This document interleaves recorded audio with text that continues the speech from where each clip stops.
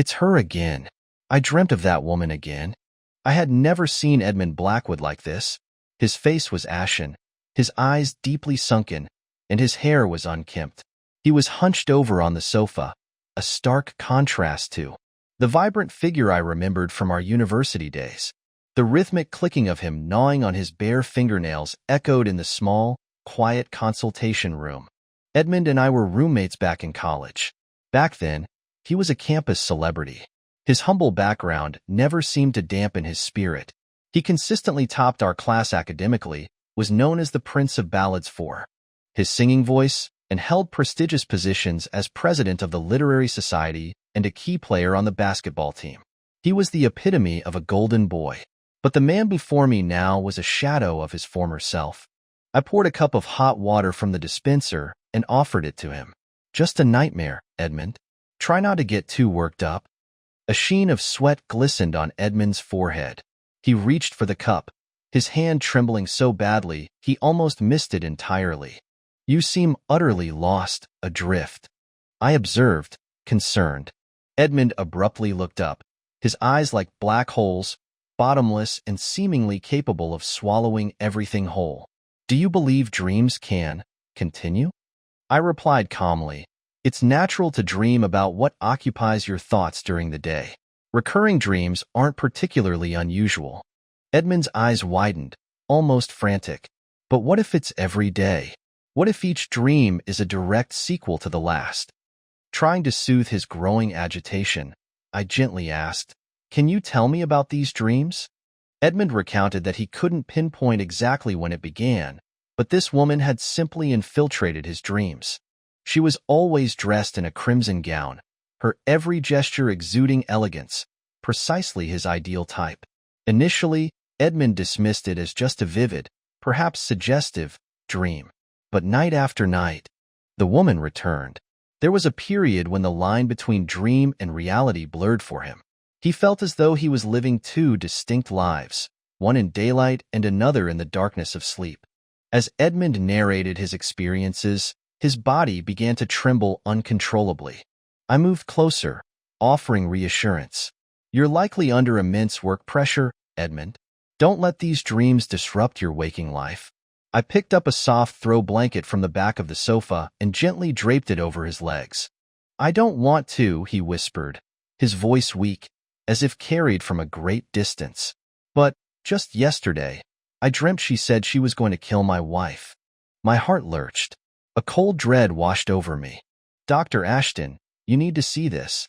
With that, he reached into his bag behind him and pulled out a worn, black notebook. I've been documenting every dream about her in here. I took the notebook, its pages filled with Edmund's cramped handwriting, and began to read. Today, I dreamt of a woman in a flowing red dress. Her almond eyes were pools of tenderness, her long, slender legs crossed elegantly on a park bench. Drawn to her as if by divine will, I approached and kissed her. Her red lips met mine, and I could even discern the delicate fragrance of her hair. Suddenly, I awoke, a sense of longing and reluctance clinging to me as I climbed out of bed and went to the mirror to wash my face. When I looked up, I was stunned to see a distinct kiss mark on my neck. My breath hitched in my throat. This is beyond bizarre. I must record this dream immediately. I turned to the next page. The red-dressed woman appeared in my dream again. My initial instinct was to flee this recurring nightmare, but my body moved of its own accord, completely beyond my control. This time, the setting was our university campus. I was on the basketball court with a group of friends, drenched in sweat from the game. She approached me, holding a bottle of mineral water. Amidst the playful jeers and cheers of my friends, I accepted the water and pulled her into an embrace. In the dream, I didn't sense anything amiss. We behaved like a couple, deeply in love.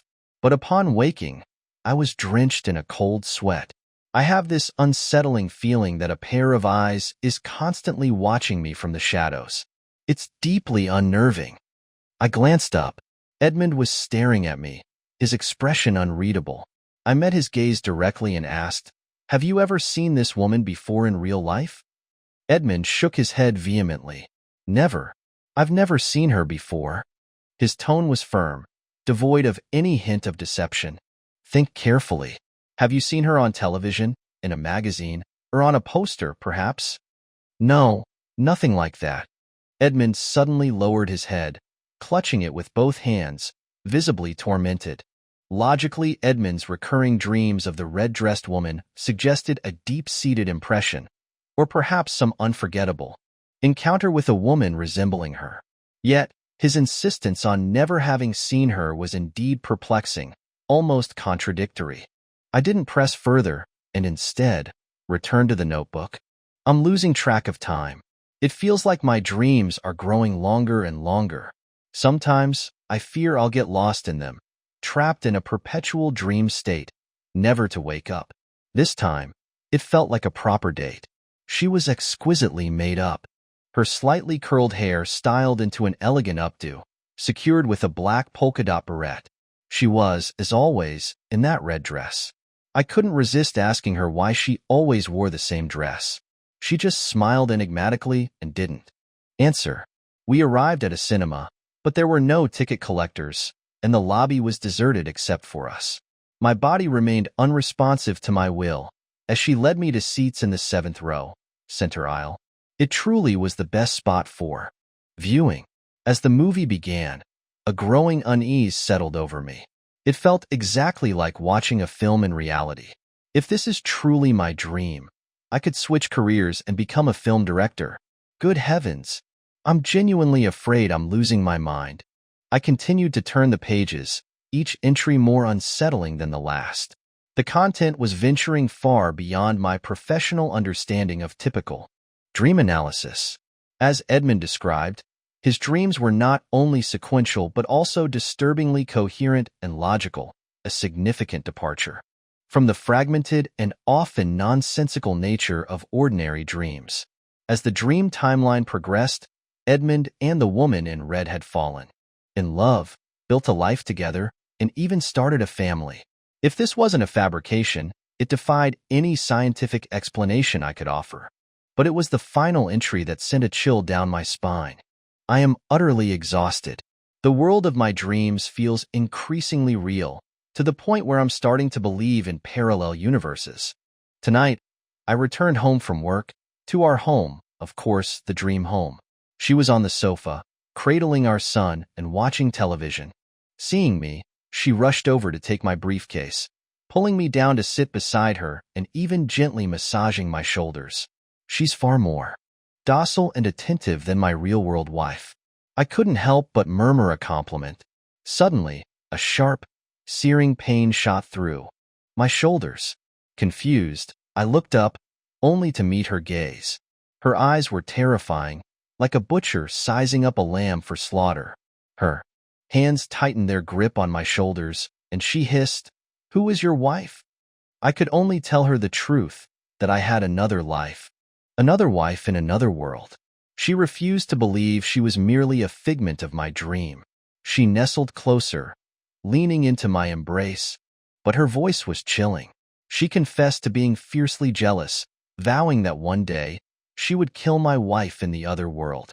I closed the notebook, its weight heavy in my hands. "How is your relationship with your wife?" I asked, my voice measured. Edmund managed a bitter laugh. "How do you think? After all these years, it's nothing like it used to be."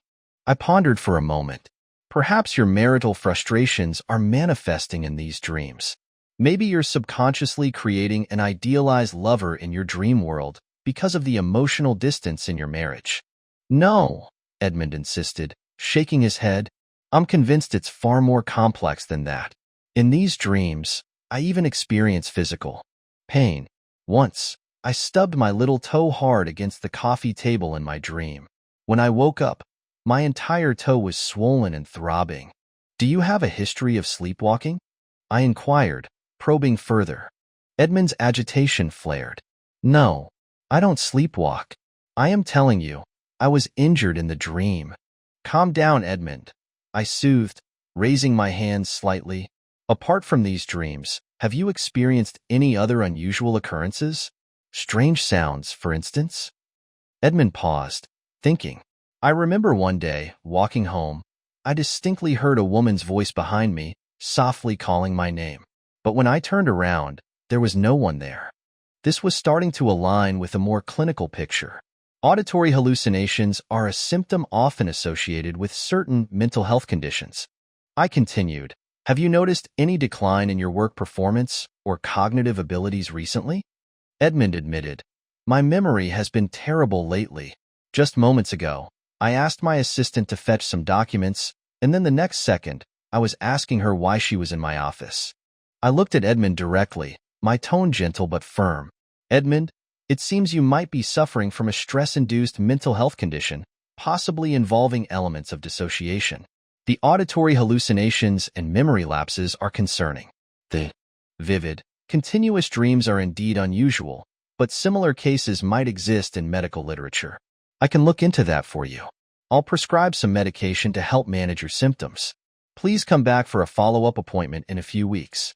Edmund sighed softly, a hint of disappointment in his expression. He thanked me, then rose and walked slowly towards the door. It was several weeks later when I saw Edmund again. This time, he was accompanied by his wife, Eleanor. He appeared even more gaunt and drained. His eyes were large and hollow, his cheekbones starkly prominent against his pallid, almost translucent skin. He seemed to float in Eleanor's supportive grip, as if barely tethered to the physical world. He sank onto the sofa, the faint draft from the window causing his thin frame to tremble like a paper doll. Before I could even inquire, Eleanor spoke, her voice trembling slightly. Dr. Ashton, she began, her eyes darting nervously towards Edmund. I suspect my husband is possessed by another woman. She uttered the words cautiously, as if fearing the very act of speaking them aloud might awaken the entity she described. Eleanor and her husband had met at a book club gathering. She had enjoyed a privileged upbringing. On her 18th birthday, her parents had bought her an apartment outright in her name. She had been sent abroad for her high school education. Anything she desired, her parents readily provided. Yet, despite her advantages, she often felt a sense of isolation, as if separated from her peers by an invisible barrier.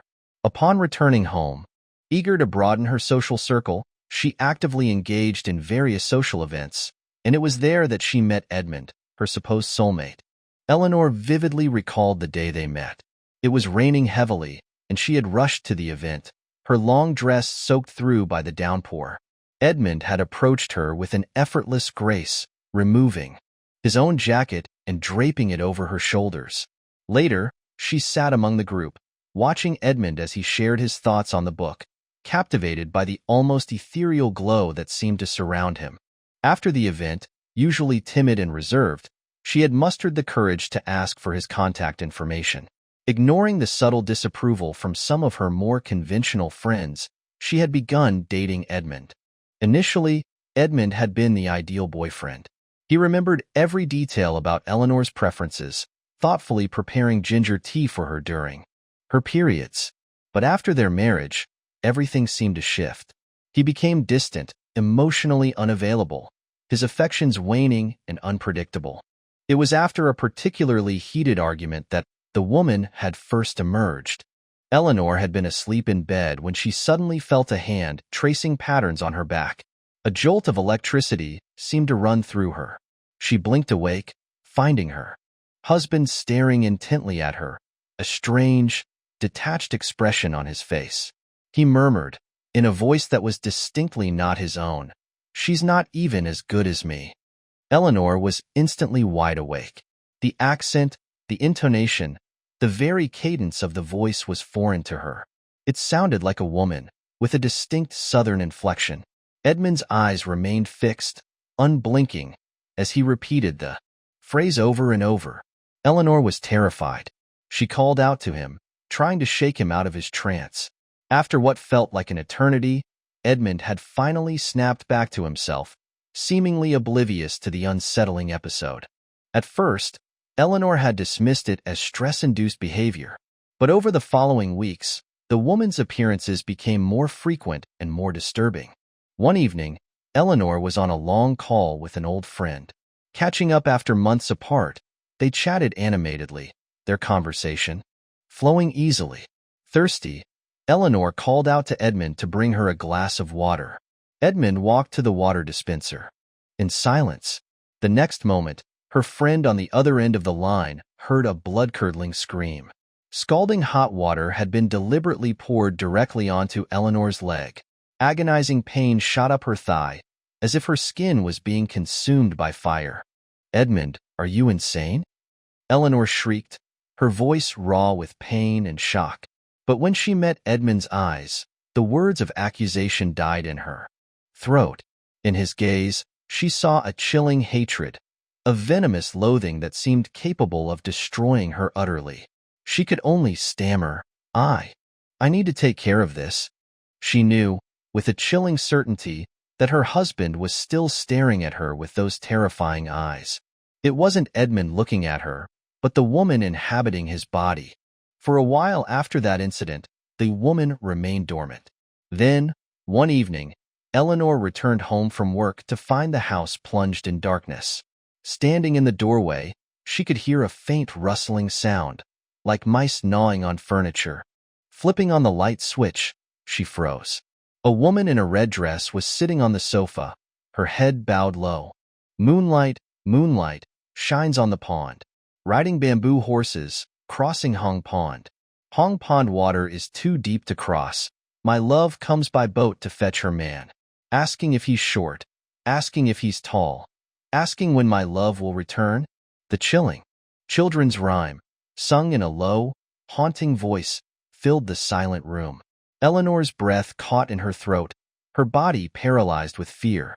She wanted to scream, to run, but her limbs felt like lead, and she collapsed onto the floor, utterly helpless. The woman continued to murmur the rhyme, the sing-song cadence sending shivers down Eleanor's spine. "Moonlight, moonlight, shines on the pond." A low, guttural chuckle escaped her lips. Then, she abruptly raised her head, revealing Edmund's face. But it was grotesquely transformed. His face was plastered with thick foundation, as white as a corpse, and his lips were smeared with exaggerated red lipstick, like a gash carved into his mouth. Tap, tap, tap. He was wearing ill-fitting high heels, their sharp clicks echoing on the wooden floor as he slowly advanced towards Eleanor. She tried to scramble back, to escape, but a sudden, brutal force slammed into her, knocking her flat onto her back. She stared up at the ceiling, feeling like a stranded, dying fish. Edmund's rough hands clamped around her throat, cutting off her air supply. Eleanor's vision began to blur, black spots dancing before her eyes. She tried to raise her hands, to fight back, but she was utterly weak, her strength completely drained. Breathing became agonizingly difficult, each gasp a struggle. "Edmund," she choked out, her voice a desperate plea, trying to awaken the Edmund she knew, the Edmund she loved, from this horrifying nightmare. Edmund's grip tightened, relentlessly squeezing the life out of her. Eleanor's world was fading to black. On the brink of unconsciousness, with her last vestige of strength, she clawed at Edmund's arm. It was then that Edmund seemed to jolt awake, as if snapping out of a trance. He looked down at his wife, his eyes widening in horror at the sight of her pale, gasping face and his own reflection in a nearby mirror. Distorted, manic, and utterly terrifying. Slowly, trembling, he released his grip. I listened to Eleanor's harrowing account, the gravity of Edmund's condition sinking in. It seemed to have escalated dramatically, now manifesting as a full-blown, alternate personality. He was not only living out his dreams, but seemingly embodying the dream woman, and that entity was now violently targeting his wife. I turned to Eleanor. The situation is indeed very serious. What you're describing as the woman inside him is likely a manifestation of a complex dissociative state, possibly an alternate personality. Eleanor's mouth fell open in surprise. But the voice, the accent, it's nothing like Edmund. He doesn't have a southern accent at all. I explained. It's possible he subconsciously absorbed it from somewhere, perhaps a film, a song, or an encounter long forgotten. The subconscious is incredibly complex and capable of astonishing things. I paused, then asked, Has Edmund mentioned his dreams to you at all? Edmund avoided my gaze, his voice barely above a whisper. I haven't told her about them. Edmund came to see me a few weeks ago because of these disturbing dreams. He's been having recurring dreams about a woman in red, and in these dreams, he's built a life with her, even married her. Eleanor's expression shifted, a mixture of confusion and unease clouding her features. Edmund hung his head, shame and distress etched on his face. Even though it's just a dream, it feels so real. It's almost like I'm having an affair in my sleep. I continued, my voice grave. Now, it appears he's begun to identify with this dream woman. And the most alarming aspect is that this persona, this woman, has expressed a desire to harm you, Eleanor. Eleanor's eyes widened, her voice trembling. So, all these terrifying incidents, the change in him, it's because this other personality wants to kill me? I nodded slowly, my gaze meeting hers, confirming her worst fears. The emergence of an alternate personality is usually linked to significant psychological trauma experienced by the primary personality. Edmund's periods of lucidity are becoming shorter. This is becoming increasingly dangerous for both of you, I explained, my voice carefully measured. Eleanor's face crumpled with guilt. Is it really because of the problems in our marriage? Is it because I mentioned divorce just once? I shook my head. Personality fragmentation typically requires profound psychological trauma. I suspect this might be rooted in Edmund's childhood. My childhood? Edmund echoed, turning to me, his eyes wide and lost like a bewildered child. What was your parents' relationship like? I asked, gently probing. Edmund's expression darkened. They divorced very early on. He started to say something more, but his mouth worked silently, and no words came. Edmund's breathing grew shallow and rapid. What should I do? I'm terrified that one day I'll lose control and actually hurt Eleanor. Once an alternate personality develops, it's very difficult to eradicate. We need to uncover the root of Edmund's pain. Hypnosis might help him communicate with his subconscious to reach a point of reconciliation with his trauma. As I spoke, I moved a reclining chair from the corner of the room and indicated for Edmund to sit down. Then, from my desk drawer, I retrieved a silver pocket watch. Focus on this, I instructed. Edmund's eyes fixed on the watch. I released my grip on the watch case, holding it only by the chain between my middle and index fingers, setting it in a rhythmic, hypnotic swing from side to side. After a few moments, Edmund's eyelids fluttered closed, and his breathing deepened and evened out. Edmund, can you hear my voice? I guided him gently. Edmund nodded almost imperceptibly. Tell me, what do you see? Nothing. It's terrifying, he whispered, a tremor running through his body. A film of sweat appeared on his forehead. Just whiteness. It's like I'm being swallowed by emptiness. Where am I? Relax, Edmund. Look closer. I gently urged. Eleanor instinctively reached out to take Edmund's hand, a gesture of comfort, but I subtly shook my head, signaling her to hold back. I see a house. Edmund's voice was faint. Can you move closer? Look through the windows. Through the window, I see a woman. She's cooking. Can you make out her face? She's turning around. It's my mother. His brow unfurrowed, a faint smile touching his lips. But the next moment, his arms, hanging loosely at his sides, began to tremble violently. No, he cried out, his voice like a startled bird. What is it? What do you see? I asked quickly, sensing that Edmund was now confronting the core of his deepest pain. Father is hitting mother, he stammered, his teeth chattering. Blood everywhere on her clothes. I raised an eyebrow, a chilling realization dawning. Could this be the origin of the red dress image? Suddenly, Edmund began to sob, a heart-wrenching cry. Uncle, Aunt, please help my mother. It's all right, Edmund. It's over now. It's all in the past, I reassured him, my voice calm and soothing. As Edmund's breathing gradually calmed, I continued, Can you see anything else? Perhaps the woman in red? Edmund frowned, his brow furrowed in concentration. No, I don't see her. Look behind you. Maybe she's standing right beside you? Edmund took a deep, shuddering breath. Yes, I see her. She's sitting next to me, smiling at me. Try to talk to her, I encouraged gently. Edmund fell silent, lost in what seemed like a profound internal dialogue with his subconscious. His chest heaved, and cold sweat soaked through his shirt. Help me, help me.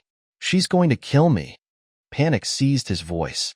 Realizing something was amiss, I snapped my fingers sharply. Edmund, wake up now, Edmund. Edmund's eyes flew open, his chest heaving as he gasped for air. Eleanor rushed to his side, enveloping him in a comforting embrace. I returned to my desk, making notes on my pad. I believe we've identified the root of Edmund's distress. Eleanor, you mentioned that Edmund seemed like a different person after your marriage. This could be because of a deep-seated fear of marriage itself, stemming from his parents' experience, making him feel lost and overwhelmed after your wedding. During your discussions about divorce, did things become heated? Did you argue? Eleanor nodded. Yes, we did. He almost hit me. I nodded in understanding. Perhaps that impulsive act triggered deeply buried memories of his father's violence towards his mother, leading to the fragmentation of his personality, the emergence of this extreme persona. As I suggested, continue, bringing him in for weekly therapy sessions. I looked at Eleanor, adding, in the natural order, the fittest survive. It will be a difficult struggle for Edmund's primary personality to suppress the alternate one. Your support will be crucial. Thank you, Dr. Ashton, Edmund murmured, his lips pale, his voice weak.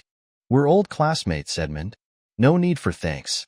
I turned my gaze to Eleanor, a note of concern in my voice. For the time being, it's best if you and Edmund sleep in separate rooms. And make sure the bedroom door is locked at night. Edmund and Eleanor thanked me again and left. For the next few weeks, Eleanor diligently brought Edmund to my office for hypnosis therapy. Edmund's mental state showed signs of improvement, but a nagging unease lingered within me. Then, one day, the routine was broken. Weeks passed without Eleanor or Edmund contacting me. My calls went straight to voicemail. Concerned for my old friend, I decided to visit their home address. Although Edmund and I lived in the same city, our worlds were vastly different. Edmund's residence was located in the most exclusive district of the city. As I drove into the gated community, I was immediately struck by the opulence, a massive, elaborate fountain, lush greenery everywhere, more like a private park than a residential area. I was grateful for my GPS, lest I get hopelessly lost in this labyrinthine estate. I rang the doorbell at Edmund's house and waited. After a long pause, I finally heard footsteps approaching from inside. The door creaked open, revealing a woman's face, gaunt and weary. It was Eleanor, but her complexion was so pale, almost bloodless, that for a moment I didn't recognize her. Dr. Ashton, it's you, she murmured, her voice hoarse. Please come in. Thank you, I said, stepping inside. How has Edmund been? I haven't seen him lately. Eleanor froze, a strained smile twisting her lips. He hasn't been well. He's resting inside. Please, have a seat, Dr. Ashton. Let me get you some water. What has been happening? I asked directly, cutting to the chase. You haven't brought Edmund in for his sessions, and you yourself, you don't look well. Dr. Ashton, Eleanor began, her voice barely a whisper. I've been dreaming of that woman too. Edmund isn't ill. That woman, her name is Meredith Hollis. My heart leaped in my chest. This was impossible. I'm not sure how you know about Meredith Hollis, I said slowly, carefully, but Meredith Hollis is dead. Meredith Hollis had been our classmate in university, a contemporary of Edmund and me. She had tragically died in a car accident about 6 months ago. I told you I dreamt of the woman my husband was seeing in his dreams. She told me her name was Meredith Hollis, Eleanor said, a bitter laugh escaping her lips. She handed me a glass of water, her hand trembling slightly. I saw her in our graduation photos. I only recently learned about her death. Ever since, every night has been a nightmare. I'm terrified of falling asleep. I finally understand what Edmund has been going through. When I close my eyes, her voice broke, choked with emotion, unable to continue. But if it's Meredith Hollis, I said, perplexed, Edmund should recognize her, shouldn't he? She pursued him for 3 years in university. Even as I spoke, the words sounded absurd, coming from a self-proclaimed rationalist like myself. I asked Edmund about that too, Eleanor sighed, taking a deep breath. He says the woman he sees isn't the same person I saw in the photos. Perhaps she appears differently to different people. I shook my head, dismissing the notion. Perhaps you're just under immense stress because of Edmund's situation and you're experiencing similar dreams. Regardless, Eleanor said, her voice firming, I want to visit Meredith Hollis's grave with Edmund, just to put my mind at ease. Just then, a shattering sound echoed from the bedroom, followed by a guttural, animalistic roar. Edmund? Eleanor gasped, a look of alarm crossing her face. She rushed towards the bedroom, and I followed closely behind. Edmund lay on the floor, his hair disheveled, his eyes vacant. A broken glass lay beside him, and blood welled from a deep gash on his left hand. Eleanor moved with practiced efficiency, retrieving a first aid kit from a cabinet and tending to his wound with gentle, practiced movements. Does this happen often? I asked, my voice low. Eleanor nodded, her expression weary. Yes, the dreams about Meredith are becoming more frequent, more intense. Sometimes, he sleeps for half a day. Dr. Ashton, we tried the hypnosis therapy you suggested, but, honestly, I don't think it's helping much. He's my husband. I can't give up on him. If visiting Meredith's grave will give you some peace of mind, I'll go with you, I offered, my concern for both of them growing. Meredith Hollis's family lived in a small village in the next city, a long drive involving winding mountain roads. In their current mental states, traveling alone would be risky, perhaps even dangerous. Eleanor looked at me, gratitude flooding her eyes. She nodded, a silent thank you. To resolve Eleanor's anxieties as quickly as possible, I parked my car outside Edmund's house early the next morning. Eleanor, looking pale but resolute, helped Edmund into the car. He was listless, his movements slow and heavy.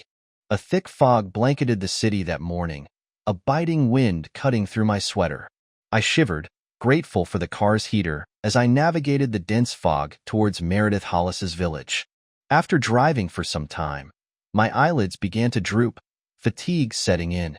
I pulled over to the side of the road to rest.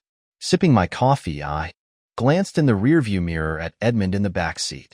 His eyes were unfocused, his body slumped limply against the seat, as if boneless. As the sun climbed higher, burning off the fog, I restarted the engine. The car crawled along the winding mountain roads like a sluggish worm. Twilight was falling when we finally reached Meredith Hollis's family home. Stone lions guarded the entrance to the house, and a middle-aged woman with a deeply etched face sat on a stool beside the left lion. We explained our purpose. A faint, sad smile touched her lips. It's been a long time since anyone came to visit Tang Tang, her pet name. The woman was Meredith's mother. Grief had aged her beyond her years. She walked with a limp as she led us to a small outbuilding. Pushing open the door, a cloud of dust billowed out. Inside, a makeshift shrine stood against the back wall. Meredith Hollis's photograph rested on a small altar. In the photo, she was radiant, her smile bright and full of life, as if she had never left. Eleanor picked up a few incense sticks from a holder beside the altar, bowed deeply, then placed the incense in the burner.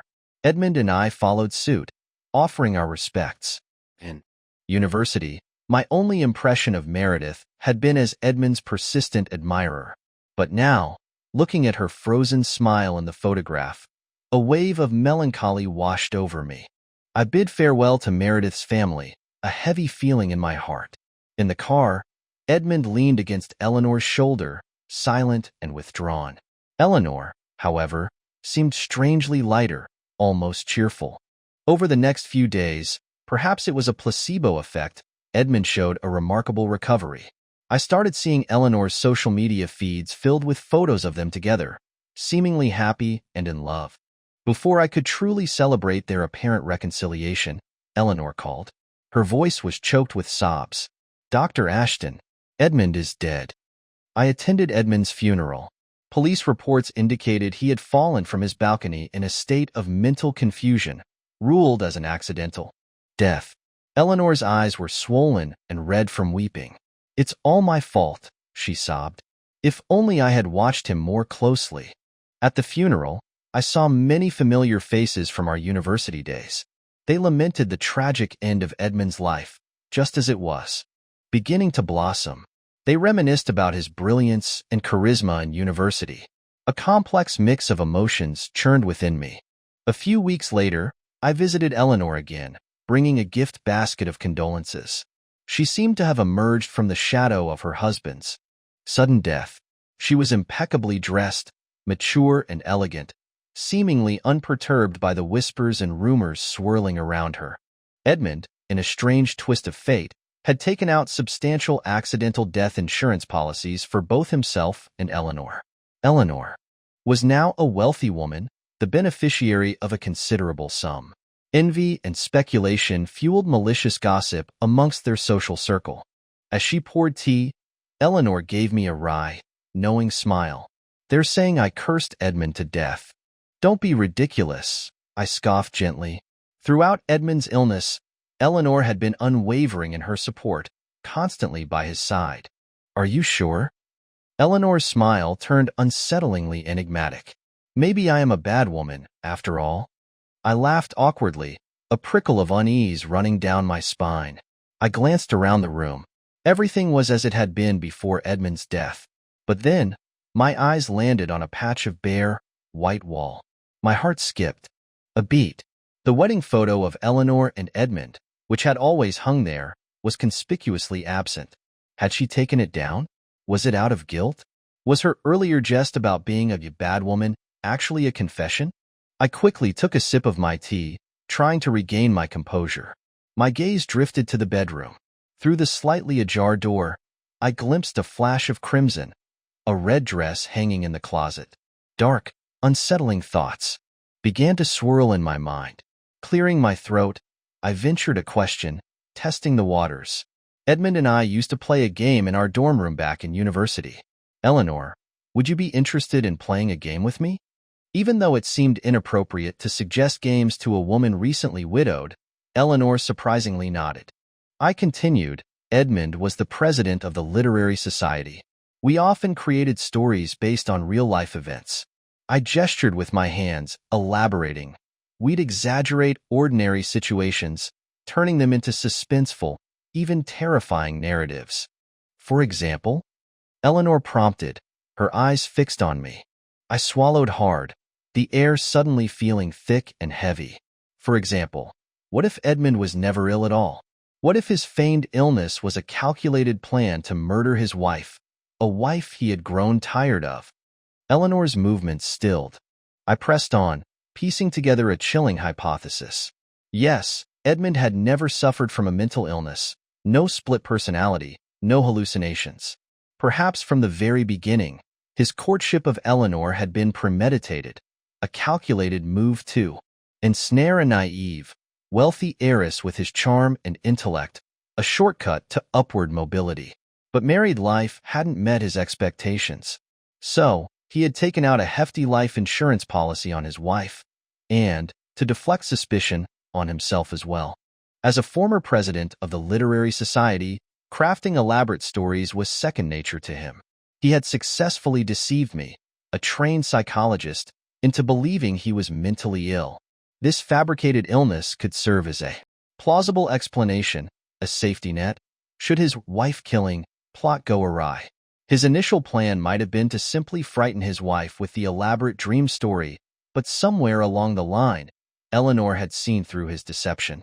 Eleanor, perhaps, had stumbled upon the news of Meredith Hollis's death and cleverly woven Meredith's unrequited love for Edmund into her own dream narrative. Edmund, perhaps believing his lies had somehow backfired, had become lost in a labyrinth of reality and illusion. spiraling into despair and emaciation. Then, one night, Eleanor, perhaps adopting the persona of Meredith Hollis, had pushed Edmund to the brink. Driven to madness, Edmund, in a state of terrified delusion, had plunged from the balcony. As I finished my chilling reconstruction, Eleanor burst into laughter, clapping her hands. "That's wonderfully imaginative. Now, let me tell you a story, Dr. Ashton." Eleanor leaned closer, her gaze intense. "Let's continue with your narrative. I believe you're a professional psychologist, so how could you possibly be fooled by Edmund's charade? You must have suspected his plan from the very beginning, didn't you?" I remained silent, my heart pounding. Eleanor chuckled, undeterred. "Actually, your relationship with Edmund wasn't that close, was it? Even in university, he was always more brilliant, more popular with the girls. After graduation, he achieved through marriage what you couldn't. You toiled day and night, seeing countless patients, while he could effortlessly earn money just by existing in his opulent life." A cold sweat broke out on my back. "You and Edmund, ostensibly, aren't that different. Getting into the same university proves your abilities are comparable. You're not less attractive or less capable than Edmund. So why? Why was he living a life so much better than yours? Perhaps your hypnosis wasn't intended to heal him, but to deepen the image of the dream woman in his mind." After each session, Edmund's condition seemed to worsen. "You wouldn't admit to professional incompetence, would you?" Eleanor continued, her voice laced with a chilling insinuation. "And as you yourself said, in the natural order, the fittest survive. Even if the idea of merging Meredith Hollis with the red-dressed woman originated with me, don't forget it was you who took me and Edmund to Meredith's grave. Every step of my plan, as you call it, involved your participation." I was nearly speechless, unable to formulate a coherent rebuttal. Then, Eleanor suddenly burst into laughter again, a bright, almost manic sound. "Ha ha ha ha, why are you so terrified? I'm just joking." I forced a laugh, trying to mask my growing unease. "You almost had me convinced. But where did your wedding photo go?" Eleanor slapped her forehead playfully. "Oh, you're right. I completely forgot. I was cleaning this morning and must have forgotten to put it back up." She walked briskly towards the storage room and returned moments later, carrying the dust-covered wedding photo. She rehung it on the wall. In the picture, the couple stood arm in arm, their eyes sparkling with love, a picture of wedded bliss. Of course, how could I have imagined a wife and husband both plotting to kill each other? Edmund and Eleanor were a couple deeply in love, tragically separated by illness and fate, and I, the psychologist, had done everything in my power to save my old friend, my roommate of 4 years. But in the end, he had tragically succumbed to his illness. I bid Eleanor farewell and drove away from their luxurious villa. The weather today was exceptionally beautiful, and a lightness returned to my spirit. I even started humming a tune, the earlier unease beginning to fade.